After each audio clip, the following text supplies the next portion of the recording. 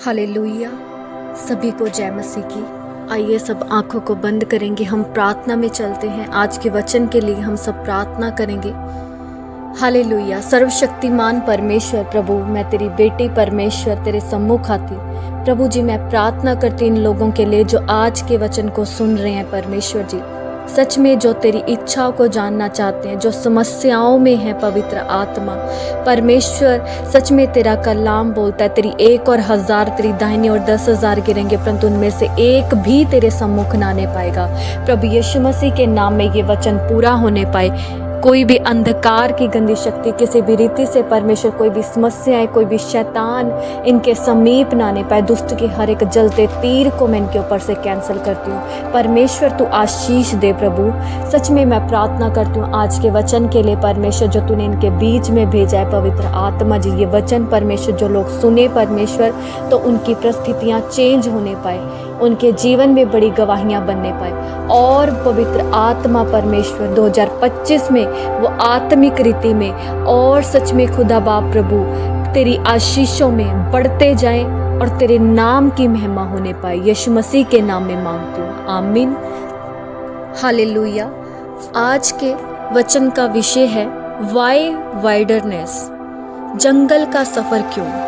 आज बहुत से लोग ऐसे हैं जो परमेश्वर को मान रहे हैं, परमेश्वर के रास्ते पर चल रहे हैं, उपवास कर रहे हैं, प्रार्थनाएं कर रहे हैं, पर फिर भी उनके जीवन में कुछ परिस्थितियां ऐसी हैं जो टलने का नाम नहीं ले रही, या फिर वो ऐसी समस्याओं में पड़े हैं जो वो व्याकुल होकर परमेश्वर को पूछते हैं कि परमेश्वर ऐसा हमारे साथ क्यों हो रहा है।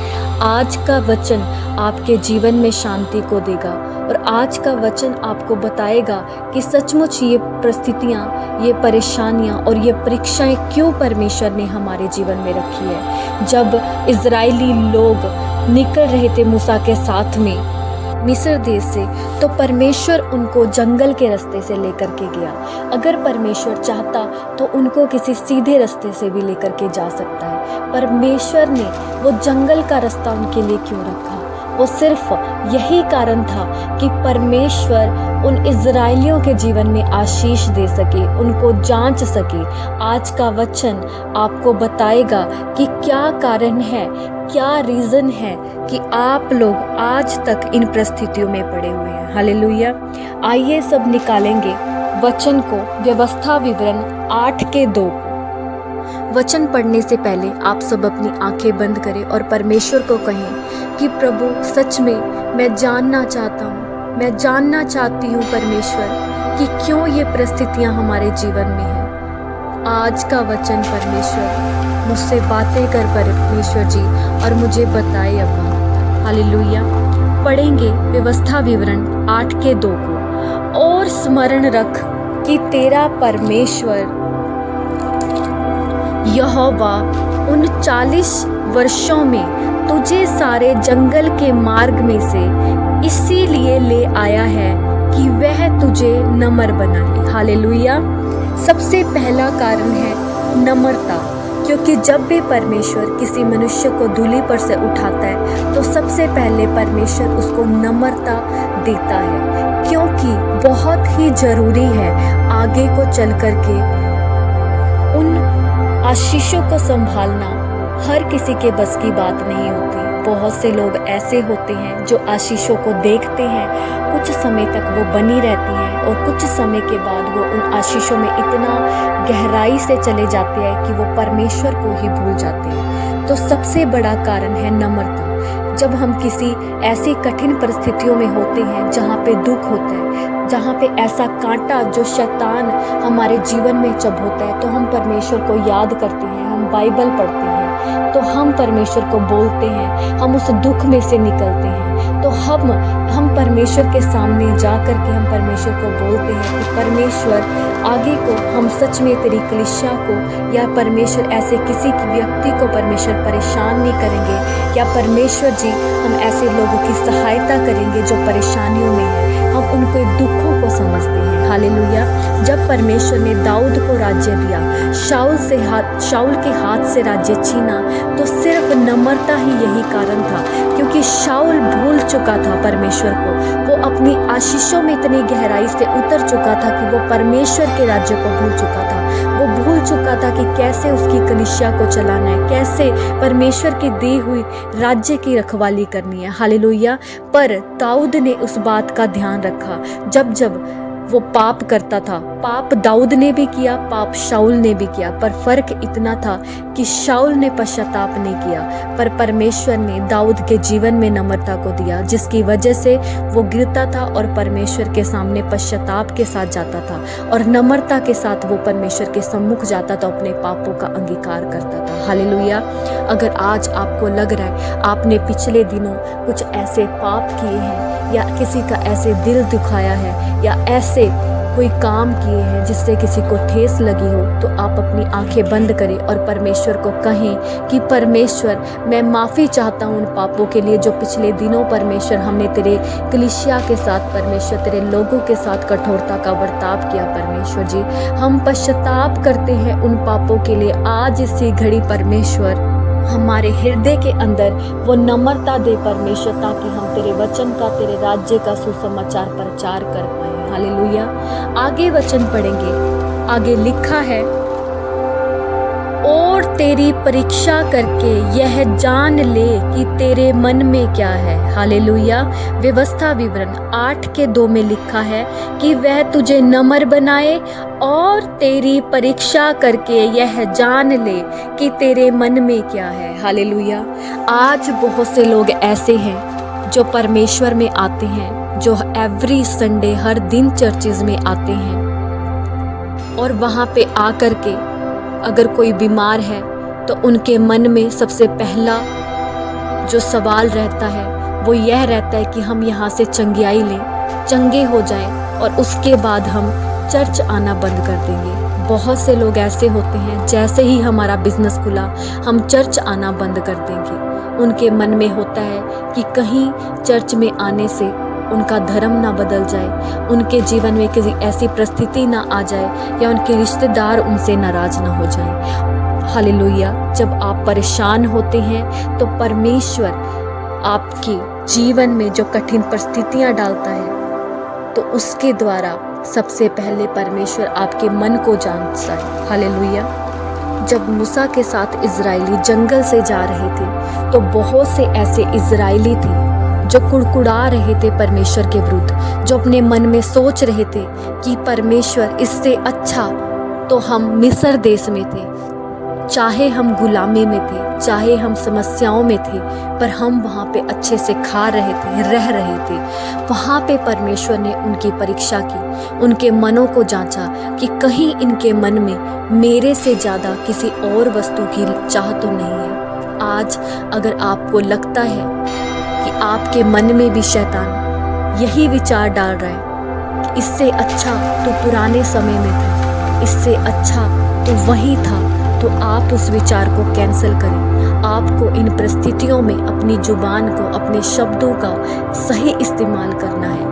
जैसे कि आपने सुबह की प्रार्थना में सुना, आपको कोई भी ऐसा शब्द अपने मुंह से अंगीकार नहीं करना जो घटी का हो, क्योंकि पवित्र आत्मा आपके साथ रहता है, वो परमेश्वर की उपस्थिति आपके साथ है। आपको अंगीकार करना है कि वो परमेश्वर जो स्वर्ग में विराजमान है हमारे साथ है, किसी वस्तु की घटी हमें नहीं होगी। वो परमेश्वर मेरे लिए महान और भय योग्य परमेश्वर है। जिस नाई परमेश्वर ने इजराइलियों के कपड़े 40 वर्ष तक फटने ना दिए, उनकी पाँव की जूतियाँ ना घिसी, इसी नाई परमेश्वर आपको इन कठिन परिस्थितियों में संभालेगा और उसका आत्मा आपकी सहायता करेगा। हालेलुया।